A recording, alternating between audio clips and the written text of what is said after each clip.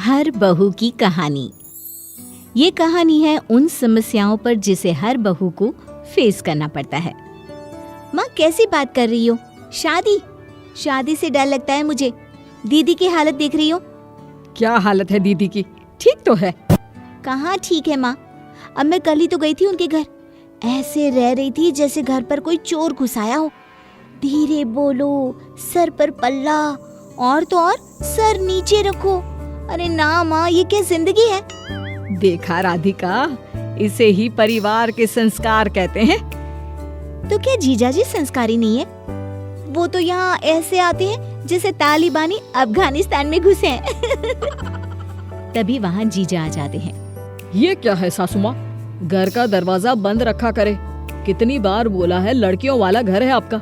देखिए मैं कैसे घुस आया बिना किसी रोक टोक के। वो इसलिए जीजू कि दरवाजे में जो शेरू बंदा है ना, वो आपको जानता है। नहीं तो रात क्या, दिन में भी हमारे घर के अंदर चूहा भी नहीं घुस सकता।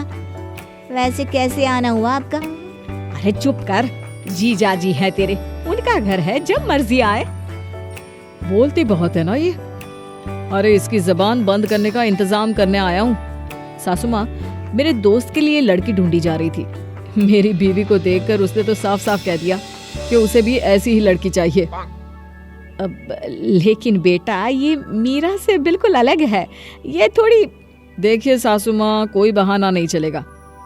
लड़का बहुत अच्छा है, मेरे बचपन का दोस्त है, और इसीलिए मैं शादी तय कर रहा हूँ। अच्छा चलता हूँ, फिर मिलते हैं। जीजा वहाँ से चला जाता है। अगले रोज वो अपने दोस्त की फैमिली के साथ आता है। दोस्त की माँ कहती है, अरे क्या बेटी है आपकी बड़ी वाली, छोटी भी वैसी ही है क्या? हाँ वो क्या है ना, फैक्ट्री एक है तो प्रोडक्ट भी तो एक जैसा ही होगा ना। मजाकिया है, लेकिन है बहुत अच्छी।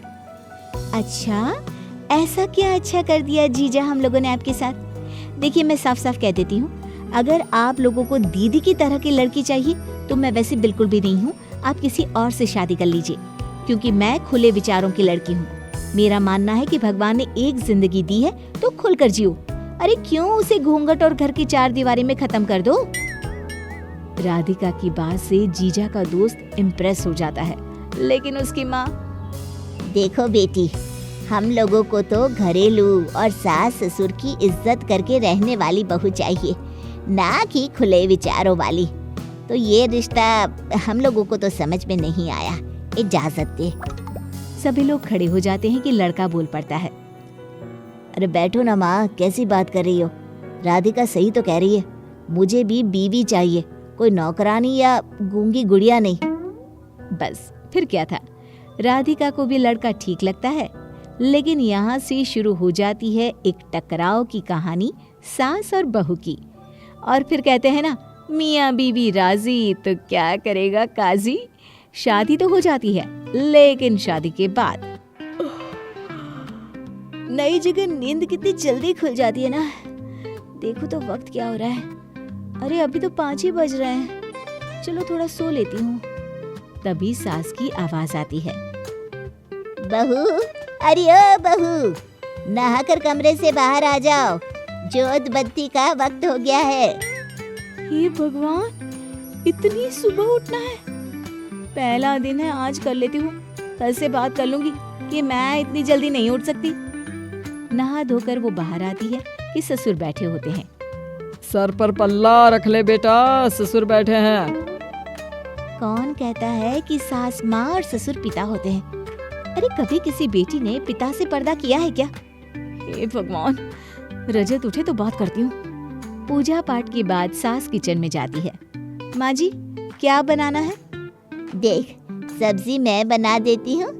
वो क्या है ना, तेरे हाथ की तो सब्जी कोई खाएगा नहीं, क्योंकि किसी को पसंद ही नहीं आएगी। राधिका का मन तो करता है कि जवाब दे दे कि खाना मैं भी अच्छा बनाना जानती हूँ, लेकिन ये घर नहीं, ससुराल है, और ससुराल की कहानी तो अलग ही होती है ना। जी माँ जी, बना लीजिए। वैसे भी नहाने के बाद मुझे बहुत भूख लगती है।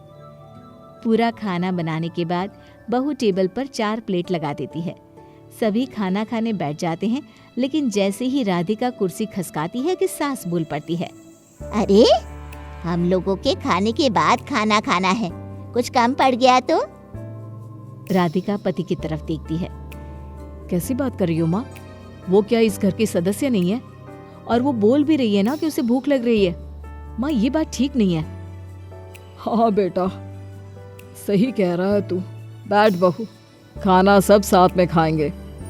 राधिका बैठ जाती है। सास कुछ नहीं कहती, लेकिन सबके जाने के बाद राधिका जब कमरे में आराम करने जाती है तो सास की आवाज आती है जो फोन पर बात कर रही होती है। अरे देख ले, क्या जमाना आ गया है। अरे जो बेटा कल तक हाँ माँ तू सही है, हाँ माँ तू सही है किया करता था, अब बहू के सामने कहता है क्या माँ, कैसी बात कर रही है। हे भगवान, ये लड़की ना मुझे पहले दिन से ही पसंद नहीं थी। आधी बात बता रही है, ये पूरी बात क्यों नहीं बताती कि क्यों बेटे ने ऐसा बोला। अरे बहू को बहू नहीं कुत्ता समझा है जो सबके खाने के बाद खाना खाएगी। अरे मायके में तो मुझे सबसे पहले खिलाया जाता था। चल रखती हूँ, महारानी को याद दिलाऊं कि दिन में खाना भी खाना होता है, वरना ये तो सोती रहेगी। सास की आवाज राधिका सुन चुकी थी। वो बाहर जाकर खाना लगा देती है और अपना खाना लेकर कमरे में आ जाती है, लेकिन जैसे ही खाना शुरू करती है, अरे खाना देकर छुप गई हो, और कुछ चाहिए होगा तो कैसे लेंगे, कुछ तो समझना चाहिए। हाँ माँ, मैंने रसोई में ताला लगा दिया है ना, जो कैसे लेंगे आप। राधिका जाकर सास के सामने सारा खाना रख देती है और फिर कमरे में आ जाती है। हे भगवान, क्या समझाऊं, इससे तो अच्छा था कि बेटे की शादी ही ना कराती। राधिका को भी सास पर गुस्सा आ जाता है। वो तैयार होती है और घर से बाहर जा रही होती है कि सास पूछती है, कहाँ जा रही हो? कुछ पूछना है कि बस हाथ हिलाकर निकल जाओगी हैं? ससुराल है तेरे बाप का, घर नहीं। पता है, इतने दिनों से यही तो पता चल रहा है कि ये ससुराल है और मैं किसी और दुनिया का प्राणी। अरे नहीं रहना मुझे यहाँ। क्या हालत बना दी है एक ही हफ्ते में मेरी। क्या हालत बना दी है, हैं?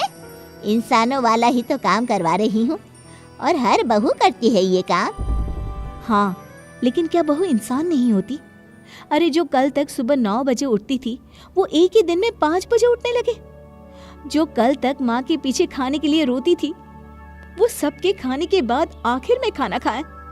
जो कल तक हाफ पैंट टी शर्ट पहनकर लेटी रहती थी वो एक ही दिन में सर पर पल्ला लेकर पूरे घर का काम करे।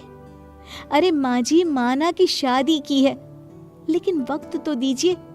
किसी को भी मेरी बुराई कर रही है क्या? जिससे आप मेरी बुराई कर रही है वो आपको रोटी बना कर देने वाली है? नहीं ना? अरे काम तो बहू बेटा ही आएंगे ना। हाँ बहू, तू ठीक कह रही है, मुझसे गलती हो गई, मुझे माफ कर दे। चल, हम दोनों तेरे साथ तेरे मायके चलते हैं बस, और शाम को लौट भी आएंगे हम माँ बेटी।